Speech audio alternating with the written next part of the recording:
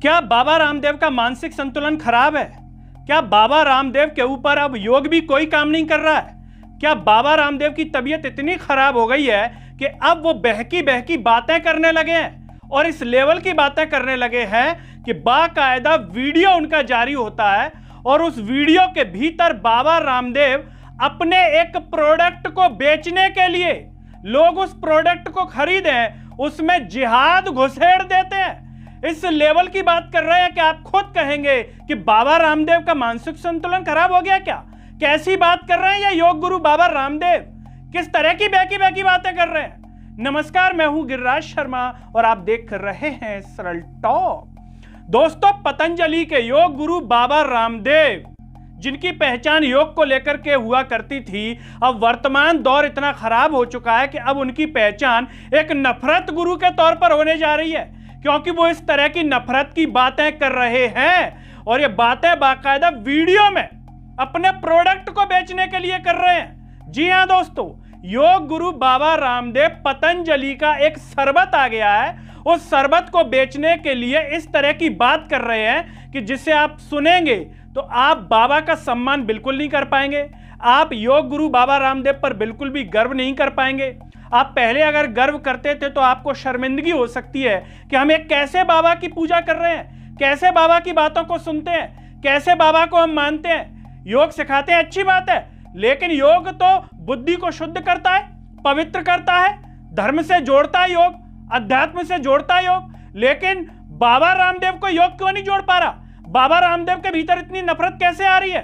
बाबा रामदेव इतनी नफरत क्यों फैला रहे हैं? जो तो योग सिखाते हैं दूसरों को सिखा रहे हैं, जब खुद ही इस तरीके की बातें करेंगे तो दूसरों पर कैसा असर पड़ेगा?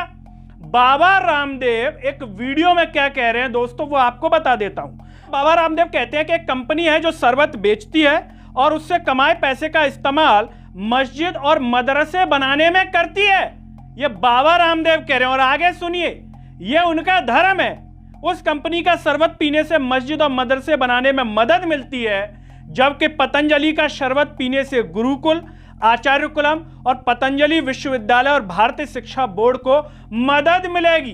वो शरबत पिएंगे तो मस्जिद और मदरसे बनेंगे, और पतंजलि का गुलाब का शरबत पीते हैं आप, ये शरबत पिएंगे आप तो गुरुकुल बनेंगे, आचार्य कुलम बनेगा, पतंजलि विश्वविद्यालय, भारतीय शिक्षा बोर्ड आगे बढ़ेगा। दोस्तों, यहाँ पर सबसे बड़ी बात यह है कि जो योग गुरु बाबा रामदेव कह रहे हैं कि गुरुकुल बनने में मदद मिलेगी, यहाँ पर बाबा रामदेव से एक सवाल है, कितने हिंदुओं का भला कर दिया बाबा रामदेव ने?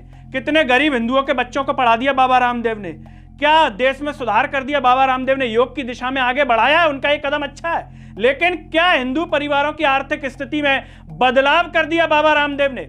बाबा रामदेव इस तरह का एक विज्ञापन कर रहे हैं जिसमें साफ तौर पर जिहाद घुसेड़ी जा रही है, हिंदू मुसलमान किया जा रहा है बाबा रामदेव के द्वारा। योग गुरु हिंदू धर्म से जुड़े हुए इस तरह की बातें कर रहे हैं जो अन्य बाबाओं को भी शर्मिंदा होने पर मजबूर कर देगी। क्या योग गुरु बाबा रामदेव के इस बयान पर गर्व किया जा सकता है? क्या कोई भी एक भला बाबा इनकी बात पर गर्व करेगा? नफरती लोग गर्व कर सकते हैं, जिनके खून में नफरत हो, जो नफरत चाहते हैं दिन रात, उनको गर्व हो सकता है, लेकिन क्या एक भला आदमी जिसकी बुद्धि शुद्ध है, जो प्रतिदिन योग करता है, भगवान का स्मरण करता है, क्या वो योग गुरु बाबा रामदेव की इस बात पर गर्व करेगा? क्या वर्तमान समय में अपना सामान बेचने के लिए नफरती एक सहारा रह गया है? क्या बाबा रामदेव को इसी नफरत के सहारे वो अपना शरबत बेच सकते हैं? क्या अच्छा मैसेज देके वो अपना शरबत नहीं बेच सकते थे? मतलब वो कहना क्या चाह रहे हैं कि मेरे शरबत में कोई गुण नहीं है, इससे गुरुकुल बनेंगे, बस इसलिए खरीद लो। क्या लोग खरीद लेंगे इससे? आपके शरबत में अगर गुण हैं तो आपको इस तरह की बात कहने की कोई जरूरत ही नहीं होगी। जिस शरबत की यहां पर बाबा रामदेव बात कर रहे हैं, क्या उसने हिंदू मुसलमान करके बेचा? क्या वो शरबत हिंदुओं ने भी पिया, मुसलमानों ने भी पिया, सिख ईसाई सबने पिया और आज भी पीते हैं। लेकिन बाबा रामदेव एक ऐसे बाबा आए हैं जिनका पता नहीं कैसा मानसिक संतुलन शायद खराब हो गया 2014 के बाद, कि इस तरह का प्रचार करना पड़ रहा है पतंजलि को। क्या अब ऐसे चलेगी पतंजलि ऐसी संस्था, उसके प्रोडक्ट? यहां पर बाबा रामदेव क्या भूल गए कि सुप्रीम कोर्ट ने कैसे फटकार लगाई थी इनको? उस केस में कैसे लताड़ लगाई थी और बाबा रामदेव कोर्ट के सामने ऐसे खड़े हुए नजर आए थे? क्या बाबा रामदेव कोर्ट की उस फटकार को भूल गए? या बाबा रामदेव जानते हैं कि इस देश के भीतर मेरा कोई कुछ नहीं उखाड़ पाएगा, मैं कुछ भी करूं? उनका ये बयान इतना गंदा और बेहुदापन वाला है कि इस पर उन पर केस दर्ज होना चाहिए। बाबा रामदेव को सजा होनी चाहिए, इस केस पर जेल में डालना चाहिए इस बाबा को। लेकिन बाबा है कि खुले घूम रहे हैं। क्यों? क्योंकि बाबा को पता है कि इस देश में मेरा कोई कुछ नहीं बिगाड़ पाएगा और वर्तमान सत्ता ही खुद ने पोषित करती है। अगर वर्तमान सत्ता को मुसलमानों की इतनी चिंता होती, अन्य वर्गों की चिंता होती, तो देश में इस प्रकार का सांप्रदायिक माहौल फैलने ही नहीं देती। एक तरफ मुसलमानों की चिंता जताई जा रही है, दूसरी तरफ इस तरह के बाबा इस तरह का बयान देकर के क्या मैसेज दे रहे हैं समाज के भीतर। योग गुरु बाबा रामदेव क्या सोचेंगे, इस पर विचार करेंगे या बिल्कुल भी नहीं करेंगे? क्योंकि उन्हें मालूम है कि वर्तमान समय में अगर मुझे कुछ बेचना है तो मुझे सबसे पहले नफरत बेचनी पड़ेगी। पहले मैंने योग फैलाया था सबके दिलों में, लेकिन अब मुझे नफरत फैलानी पड़ेगी सबके दिलों में। और जब नफरत फैल जाएगी दिलों में, तब वो मेरा शरबत खरीदेंगे। भले मैं उसमें कुछ भी मिला के पिलाता चला जाऊं, ढोकते चले जाएंगे वो। इस देश के भीतर कुछ भी पिला दो, किसको कुछ भी खिला दो, बाद में शरीर पर प्रभाव होगा कौन पूछने आ रहा है? कब किसको खड़े खड़े हार्ट अटैक हो रहा है, कब किसको क्या हो रहा है, कोई पूछ रहा है क्या? और किसी में जवाबदेही है क्या? इतने शर्मिंदगी बची है कि सब नकटे हो गए हैं हर लेवल के।